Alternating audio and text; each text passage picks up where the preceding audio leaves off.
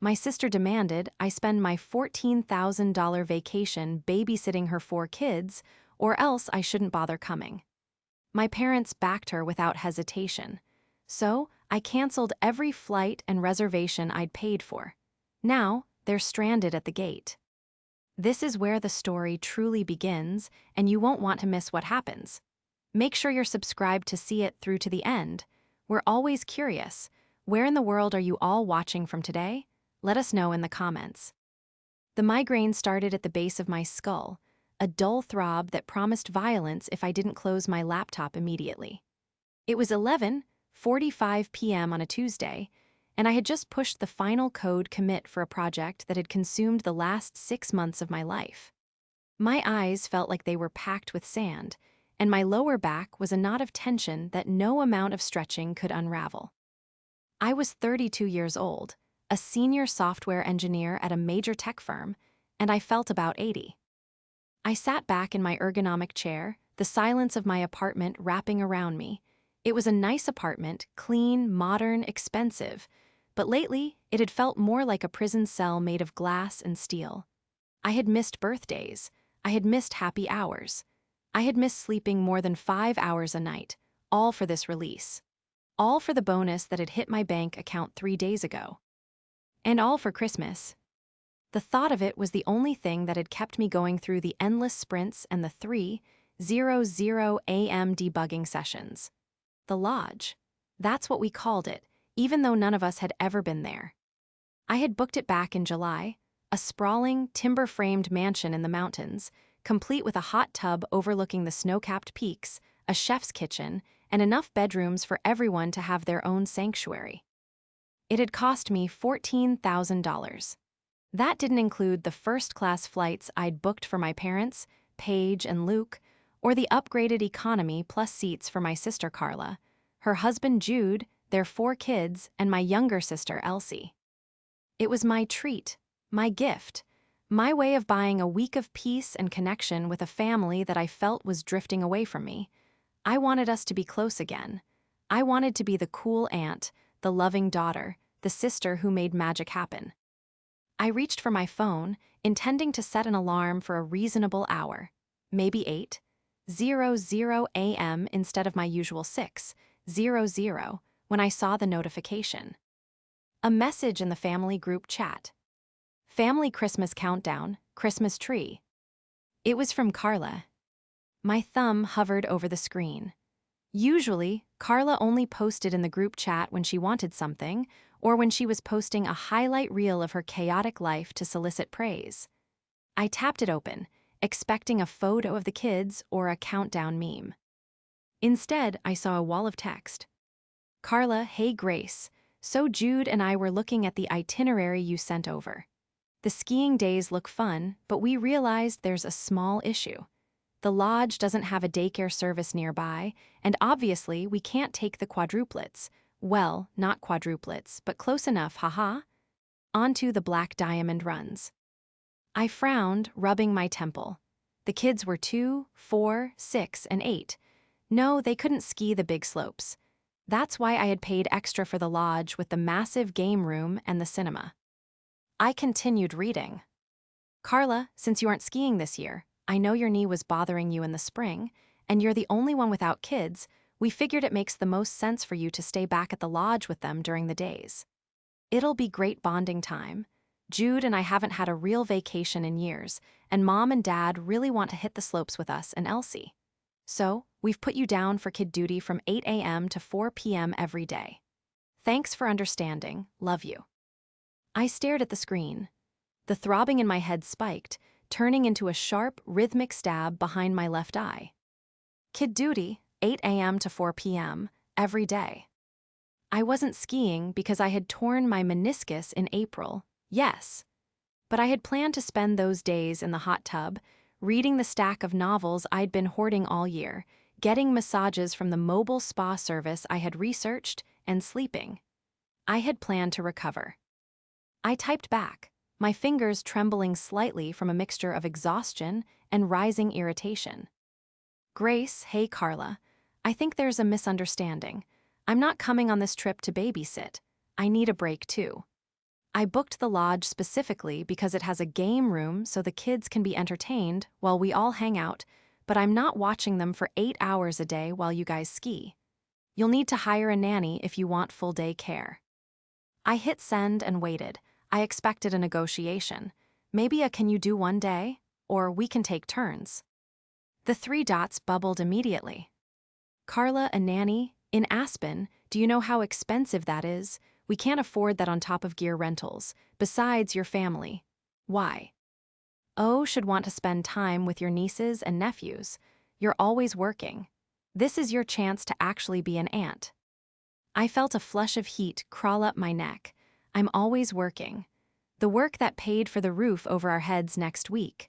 The work that paid for the plane tickets she was holding in her Apple Wallet. Grace, I do want to spend time with them. In the evenings. At dinner, when we're making s'mores, but I am not a daycare center, Carla. I'm exhausted. I need this vacation to rest. I am not babysitting 8 hours a day. I put the phone down, my heart hammering against my ribs. I hated conflict. I hated saying no. But this was too much, even for Carla. The phone buzzed again, and again, and again. It wasn't just Carla now. Paige, Mom, Grace, stop being difficult. Your sister needs this break. She works harder than anyone I know raising those children. Luke, Dad, it's just a few hours, Grace. Don't ruin Christmas over this. You're single, you have no responsibilities. Help your sister out. Carla, if you aren't willing to help with the family, then maybe you shouldn't be part of the family vacation. If you won't babysit, don't bother showing up. We don't need that negative energy. I read the last message 3 times. The words blurred as tears of sheer frustration pricked my eyes. If you won't babysit, don't bother showing up. I looked around my silent, lonely apartment. I looked at the coffee mug from yesterday crusting on my desk. I looked at the itinerary printed out on my corkboard, the highlighted confirmation number for the $14,000 lodge. I felt something snap. It wasn't a loud snap. It was quiet, like a dry twig breaking under a heavy boot. The betrayal hit me then, harder than the exhaustion, harder than the migraine. It wasn't just that they wanted me to work. It was that they didn't see me. They saw a wallet and they saw a servant, but they didn't see me. The betrayal was worse than the diagnosis itself. I didn't reply immediately. I couldn't. My hands were shaking too badly to type, and the nausea from the migraine was starting to roll in waves through my stomach. I pushed my chair back, walked to the kitchen, and downed a glass of water, trying to regulate my breathing. Inhale for 4, hold for 4, exhale for 4. It was a technique my therapist had taught me to manage the stress of my job. Usually, it worked. Tonight, it felt like trying to put out a forest fire with a squirt gun. I needed to hear their voices. I needed to know if this was real, if they truly understood what they were saying, or if this was just text-based bravado. Text messages could be misconstrued. Tone gets lost. Maybe Mom didn't realize I had paid for everything. Maybe Dad forgot that I was the one who organized the entire logistics chain of this trip. I dialed my mother's number. It was late, but I knew she'd be up packing. She always packed days in advance. Hello, her voice was clipped, tight. Not the warm greeting I usually got when I called to tell her I'd transferred money into their account for groceries. Mom, I said, my voice sounding raspy even to my own ears. I just saw the group chat. Are you serious? Grace, honestly, I don't have time for this drama right now, she sighed, the sound of a zipper rasping in the background. I'm trying to fit your father's heavy coat into the carry-on so we don't have to check a bag. You know how he is about baggage claim. I'm not talking about baggage claim, Mom. I'm talking about Carla telling me I can't come to Christmas unless I agree to be an unpaid au pair for a week. She didn't say that, Mom said dismissively. She said if you aren't going to pitch in, you shouldn't come. There's a difference. Family pitches in, Grace. That's what families do. Pitching in is doing the dishes, I said, gripping the phone so hard my knuckles turned white. Pitching in is cooking breakfast one morning. Pitching in is not watching 4 children under the age of 8 for 8 hours a day while everyone else skis. I paid $14,000 for this trip, Mom. I paid for your flights. I paid for the house. There was a pause on the line. For a second, a fleeting second, I thought she might acknowledge it. I thought she might say, "You're right, honey, you've done enough, we'll figure it out." "Money isn't everything, Grace," she said, her voice dropping to that icy, disappointed register that had haunted my childhood. "You think because you throw money around you can just opt out of the hard work? Carla is a mother. She is tired in a way you can't possibly understand. You have your career, you have your quiet apartment, you have your weekends. Carla has nothing for herself. This is her vacation. You are providing the venue, yes, and that is nice, but your time is what we need. If you can't give your time, then your money just feels like a bribe to get out of being a sister." A bribe? My generosity, my hard work, the months of saving, the meticulous planning to ensure everyone had the right dietary restrictions met and the right pillows on their beds. It was a bribe. "So you agree with her?" I asked, my voice barely a whisper. "If I don't agree to the babysitting schedule, I shouldn't come." "I think if you come with this attitude, you're going to ruin it for everyone," Mom said. "So yes. Unless you can call your sister and apologize and agree to the schedule, maybe it's best you stay home. We don't want a sulking teenager in the corner. We want a family member." "Okay," I said. "Okay, Mom." "Good," she said, mistaking my defeat for submission. "Call Carla, fix this. We fly out in 2 days. Don't be late to the airport." She hung up. I stood in my kitchen, the silence ringing in my ears. I looked at the reflection of myself in the dark window, pale, dark circles under my eyes, hair in a messy bun. I looked pathetic. But as I stared at my reflection, a strange calm began to settle over me. It wasn't peace. It was the cold, hard clarity of a system failure. When a server crashes, you don't scream at it. You isolate the variable, you cut the connection, and you reboot. They thought I was trapped. They thought that because I had already paid, I was committed.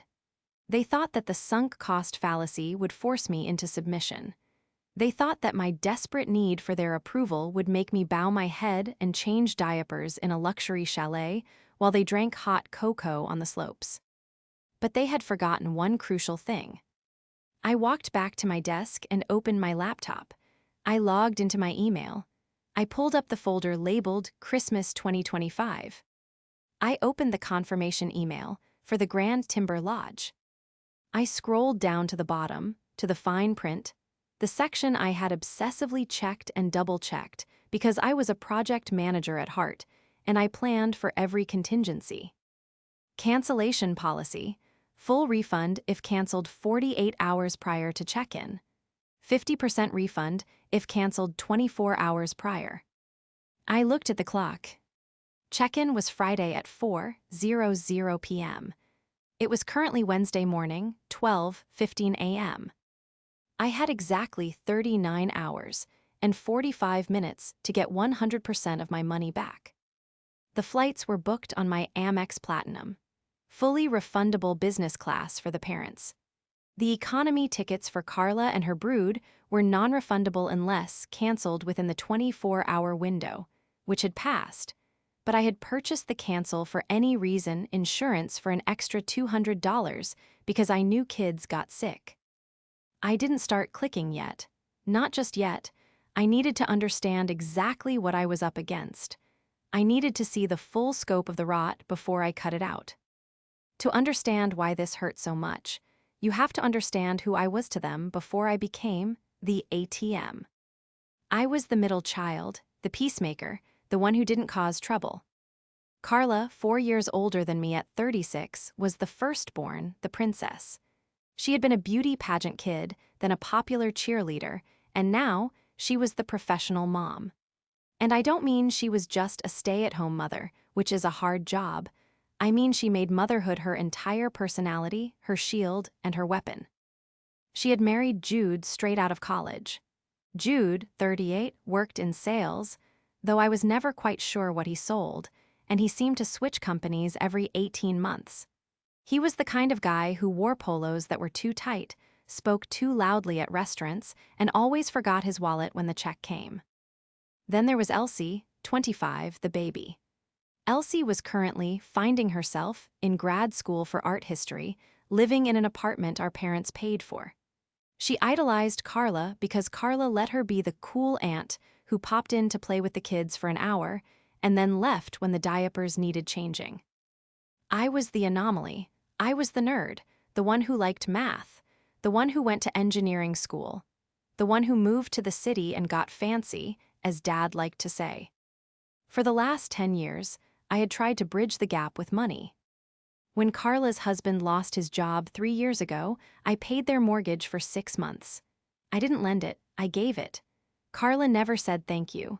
She just posted on Facebook about how God always provides.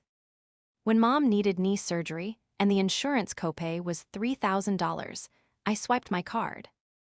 When Elsie needed a new laptop for school, I bought her a MacBook Pro. I thought I was buying love. I thought I was buying a seat at the table. But I was just buying a ticket to the service entrance. I opened the family group chat again. It was buzzing with activity. Elsie, at Grace, seriously, don't be a brat. Carla needs this. Plus, the lodge looks huge. You can just chill with the kids and watch movies. It's not hard work. I'd do it, but I really want to learn to snowboard this year, and Jude said he'd teach me. Jude, yeah, Grace, come on. We're all a team here. It takes a village, right? Don't leave us, ha. Ng. Carla, she's seeing the messages. She's just ignoring us. Typical. Paige, give her time. She'll come around.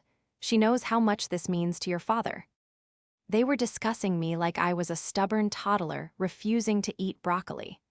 They were completely unconcerned with my feelings, my exhaustion, or my financial contribution. I looked at Jude's message again. It takes a village. That phrase, it was Carla's favorite weapon.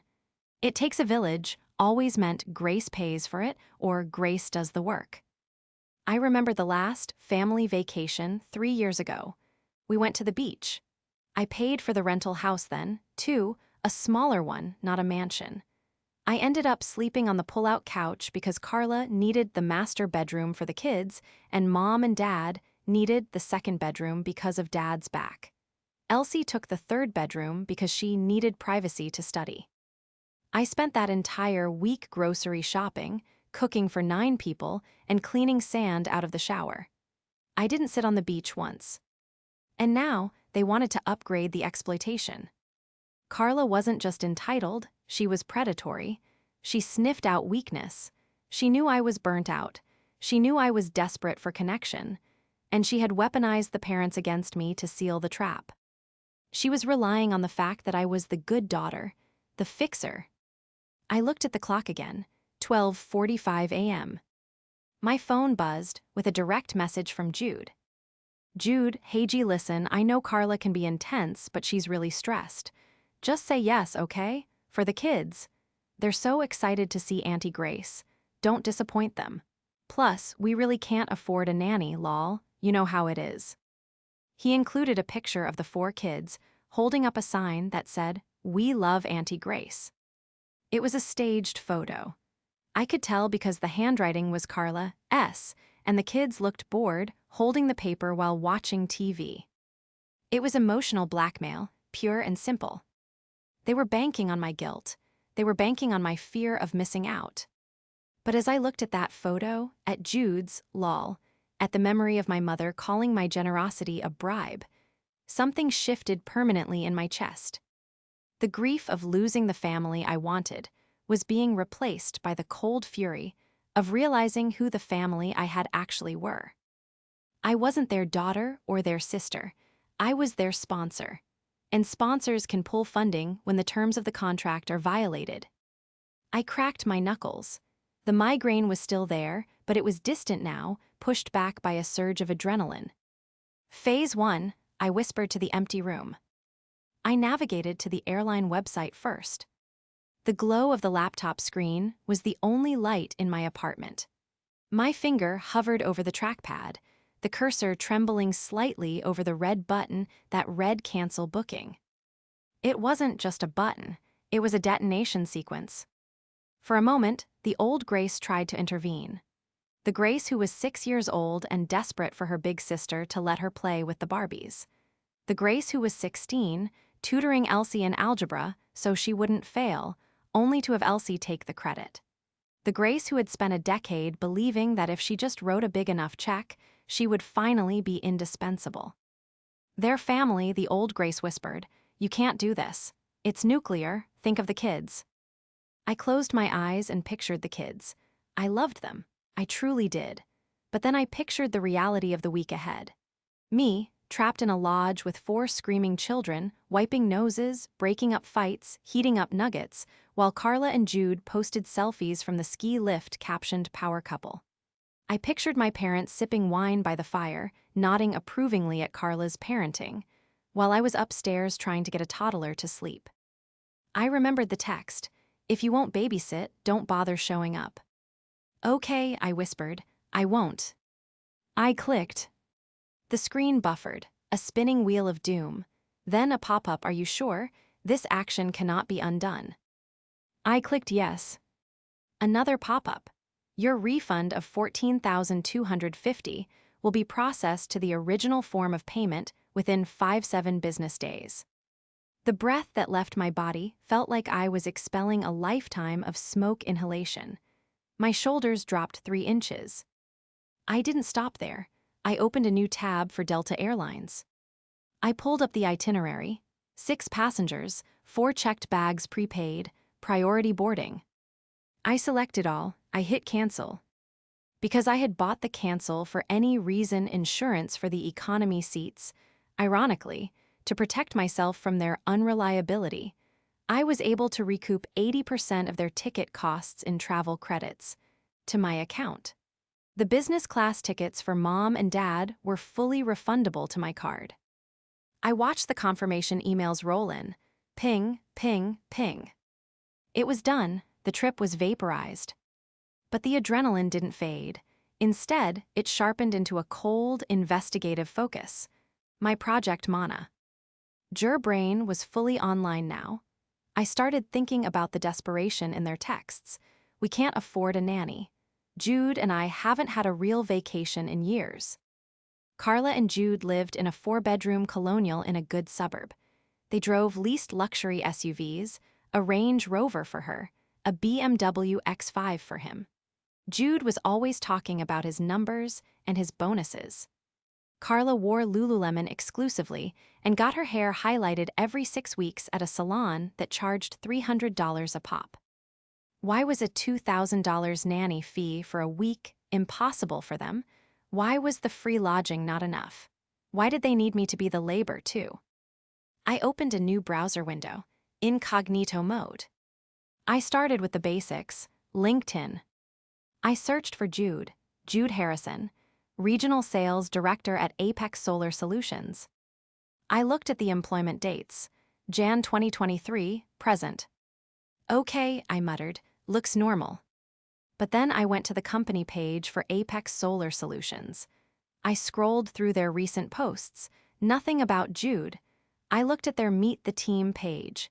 It hadn't been updated in a while, but there was a generic email for HR. I tried a different angle. I went to the county clerk's website for their town. Public records are a beautiful thing if you know where to look. I typed in their address. The search results loaded, and my jaw tightened. Notice of default filed October 12, 2025. They weren't just tight on cash. They were in pre-foreclosure. They were 90 days behind on their mortgage. I stared at the screen, the stark black letters confirming a reality I hadn't let myself see. All the rich posturing, the dinners they couldn't pay for, the flashy cars. It was a house of cards. I dug deeper. I checked the civil court records. Judgment, Discover Bank versus Jude Harrison. Amount, $18,400. Status, unsatisfied. Judgment, American Express versus Carla Harrison. Amount, $12,200.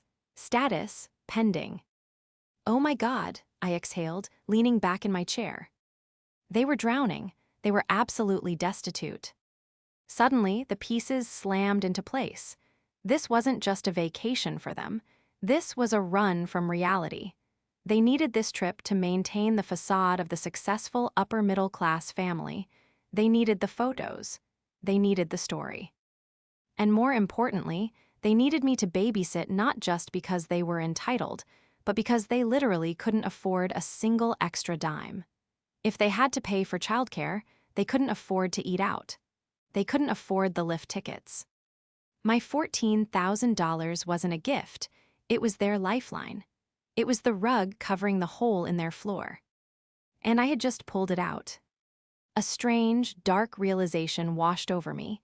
By canceling this trip, I wasn't just ruining Christmas, I was exposing them. Without the distraction of the luxury Aspen getaway, the family would be sitting at home. Mom and Dad would go to Carla's house for Christmas dinner. They would see the unpaid bill notices on the counter. They would see the stress cracks in the marriage. I had the leverage, I knew the truth. But I didn't send a text, I didn't warn them. If I told them now, they would spin it. They would beg. They would gaslight me into saving them one last time.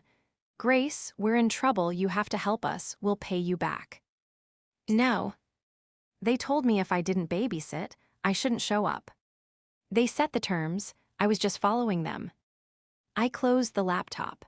I walked into my bedroom, pulled the duvet up to my chin, and for the first time in 6 months, I slept without setting an alarm. Thursday passed in a blur of quiet anxiety. I went to work, virtually, and was surprisingly productive. Every time my phone buzzed, I jumped, but it was usually just a generic, "Are you packing?" meme from Elsie or a passive-aggressive, "We're so excited, see you at the airport," from Mom. They were still pretending I was coming. They were playing chicken. They thought if they just ignored my refusal, I would show up at the gate with my luggage and my credit card, ready to submit. I didn't reply to any of them. Friday morning arrived, the day of the flight. Their flight was scheduled for 10:30 a.m. They would be getting to the airport around 8:30 a.m. to check bags.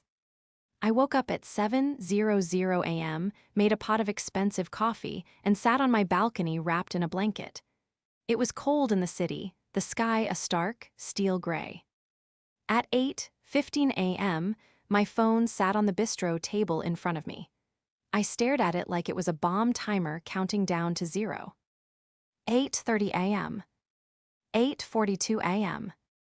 BZZZZZ. It started. Incoming call, Carlet. I let it ring. Incoming call, Carlet. I let it ring again. Incoming call, Dad. I picked up the mug, took a slow sip, and watched the screen light up. Incoming call, Elsie. Then the text started rolling in.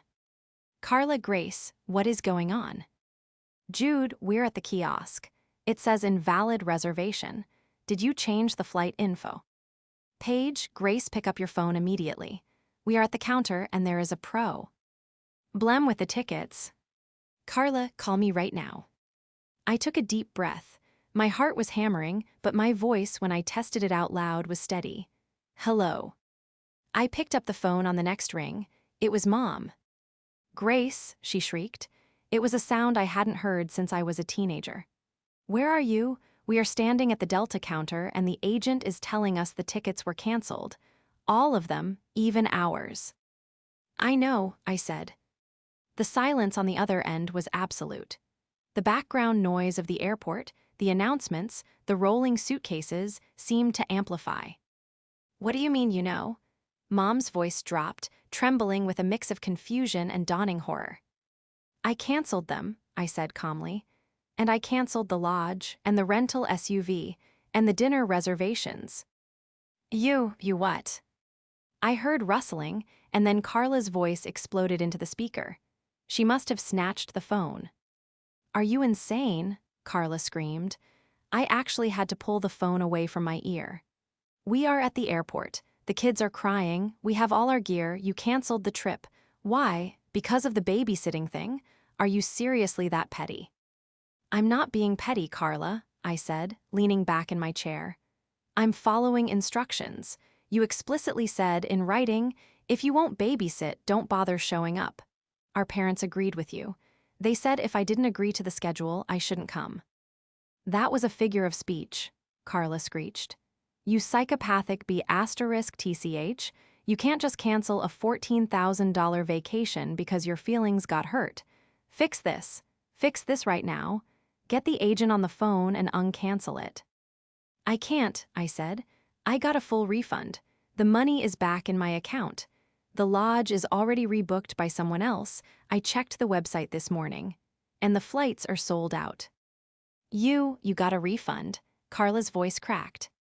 Yes, since I paid for everything, the refund came to me. But what about us? She wailed.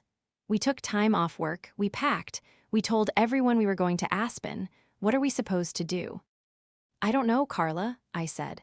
Maybe you can go to the park, or just hang out at home. You said you wanted family time. You can have family time at your house, it's free. Dad, Carla yelled, her voice moving away from the phone. Dad, talk to her, she's lost her mind. There was more fumbling, and then my father's heavy breathing filled the line. Grace, he boomed. He used his disappointed father voice, the one that used to make me cry instantly. This has gone too far, you have embarrassed us. You have stranded your sister and her children. I order you to fix this. Pull out your credit card, book us on the next flight, and find us a hotel. I don't care what it costs. No, I said. Excuse me. I said no, I'm not rebooking anything. I'm not spending another dime. We are your family, Dad shouted. You have an obligation. I have no obligation, I snapped, my voice finally rising, the anger I had suppressed for 3 days finally cutting loose. I was giving you a gift, a $14,000 gift, and instead of saying thank you, you handed me a shift schedule. You told me my presence was conditional on my servitude. You told me that if I didn't work for you, I wasn't welcome, so I removed myself. And since I am the vacation is gone. You are being selfish, Dad spat. You have all this money and you hoard it. I was spending it on you, I laughed, a harsh, jagged sound. I was literally spending it on you, but that wasn't enough. You wanted my labor too. You got greedy, Dad. You all got greedy. And now you have nothing.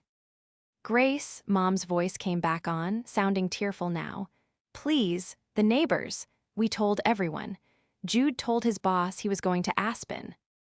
Jude doesn't have a boss, Mom, I said. The line went dead silent again. What did you say? Carla's voice came back, sharper this time, but with a tremulous edge of fear. I had dropped the first grenade. Now it was time to level the building. I said Jude doesn't have a boss, I repeated, my voice dropping to a cool, factual tone. I know he was let go from Apex Solar in August. I checked his employment status. You spied on us, Carla hissed, but the defensive fury was paper-thin. I did my due diligence, I said. And while I was at it, I saw the notice of default on your house, Carla. October 12th.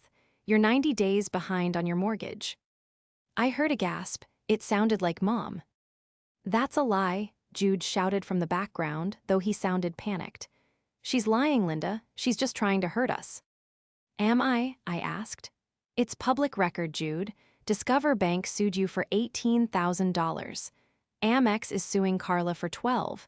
You guys are broke. You're completely insolvent. Grace, stop it, Mom whimpered. Why are you saying these terrible things? Because you need to know why they needed E to babysit so badly, I said, relentless. They didn't just want a break. They couldn't afford a nanny. They couldn't afford a lift ticket. They couldn't afford a burger at the lodge. They needed my all-inclusive trip to hide the fact that they are drowning. And you, I addressed my parents directly now, you enabled it. You pressured me to be their servant because you didn't want to look at the mess their life actually is. We didn't know, Dad muttered. Carla, is this true? I could hear the chaos unfolding on their end. The airport terminal was the worst possible place for this conversation. I could hear the kids starting to whine in the background, sensing the tension. It's temporary, Carla screamed, her voice breaking into hysterical sobs. Jude has a lead on a new job. We just needed this week. We needed to reset. We needed to look successful so Jude could network. You ruined everything, Grace. You ruined our lives. I didn't ruin your life, Carla, I said. You spent money you didn't have to impress people who don't care. And you tried to use me as your ATM and your nanny to keep the charade going. I'm just the one who turned the lights on. You have to help us, Carla pleaded, switching tactics instantly from rage to begging. Grace, please, if we don't have this trip. We promised the kids, we have nothing for Christmas. We didn't buy gifts because we thought the trip was the gift. Please, just rebook it. I'll babysit myself, I swear. Just get us on a plane.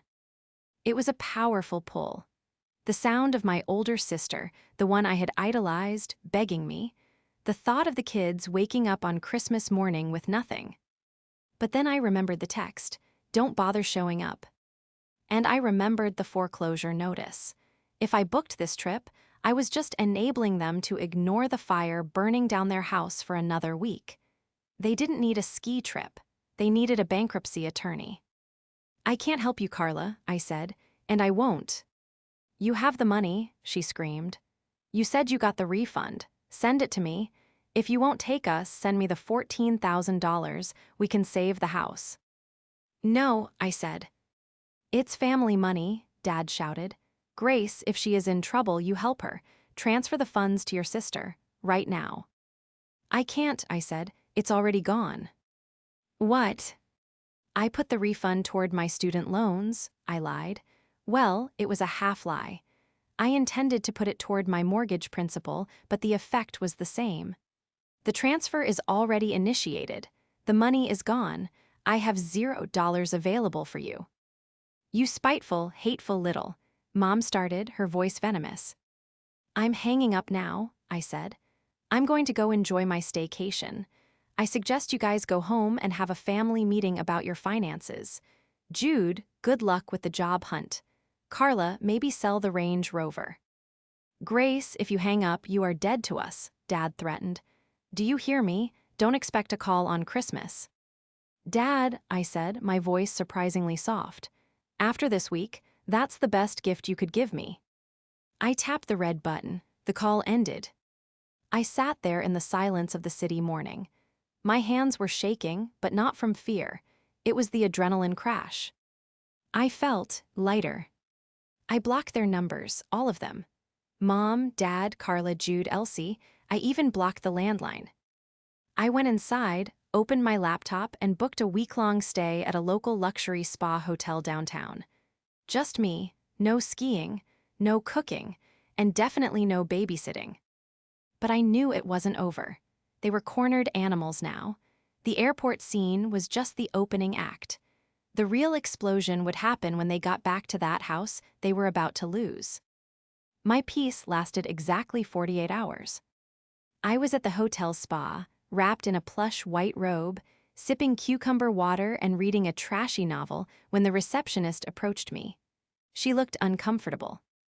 Ms. Grace, she whispered. There's a group of people in the lobby demanding to see you. They say they're your family. They're causing quite a scene. I sighed, closing my book. Of course. They couldn't get through to my phone, so they came to find me. I had foolishly posted a photo of my hotel room view on my private Instagram story, forgetting that Elsie followed me. Send security, I said initially, but then I paused. No, if I didn't face them, they would just hunt me down at my apartment later. I needed to end this. Publicly, definitively. I'll come down, I said, but please have security stand by. I didn't change out of my robe. I wanted them to see exactly what I was doing, relaxing, spending my money on myself. I took the elevator down to the lobby. It was a grand, marble-floored space with a crystal chandelier and hushed acoustics that were currently being ruined by my father's booming voice. I am her father. I have a right to know which room she is in. They were all there. Mom, Dad, Carla, Judd. And even Elsie. The kids, thankfully, were not with them. They looked haggard. Carla's eyes were swollen, Jude looked unshaven and manic, and my parents looked like they had aged 10 years in 2 days. When the elevator doors opened and I stepped out, the lobby fell silent. Grace, Mom cried out, rushing forward, but stopping when a large security guard stepped in her path. What are you doing here? I asked, tightening the belt of my robe. I'm on vacation. Vacation? Carla shrieked. You're sitting in a luxury hotel 5 miles from your apartment while we are losing everything. You were losing everything long before I canceled the trip, Carla, I said, my voice projecting clearly across the lobby. A few guests looked up from their coffees. Don't rewrite history. You have to fix this, Jude stepped forward, his desperation palpable. Grace, listen, we can't go back to the house. The locks were changed. I blinked. What? The bank, he muttered, looking at the floor. They moved faster than we thought. We got home from the airport and the notice was on the door. We have 24 hours to vacate, but they already changed the locks on the back doors. We have nowhere to go. And you thought you'd come here, I asked, to my hotel. You have room, Mom said, her voice trembling. You have a suite, don't you? And you have money. You can pay for rooms for us, just until we sort this out. Sort what out? I asked. There is no sorting this out, Mom. They are bankrupt. They have no jobs, they have no home. And instead of dealing with it, you guys helped them try to scam a vacation out of me. It wasn't a scam, Dad yelled. We were trying to protect the family image. The family image? I laughed, a cold, sharp sound. Dad, look around you. You're screaming in a hotel lobby. Your daughter is homeless. Your son-in-law is a fraud. The image is dead. I looked at Carla. She was weeping silently now. Carla, I said, I'm sorry you lost your house. Truly, that is terrible for the kids, but I am not your savior. I offered you a vacation and you spat in my face. You tried to make me a servant, and now you want me to be a housing shelter. Where are we supposed to go? She whispered. I don't know, I said, but not here and not my apartment. You are heartless, Elsie chimed in, glaring at me. You have so much and you won't share. I did share, Elsie, I said, turning to her. I bought you your laptop. I paid for your tuition last semester. I have shared and shared and shared. And all it got me was a demand to babysit while you learned to snowboard. The well is dry. I turned to the security guard. I'd like them removed, please. They are harassing a guest. Grace, no. Mom grabbed for my arm, but the guard intercepted her. Please leave the premises, the guard said firmly.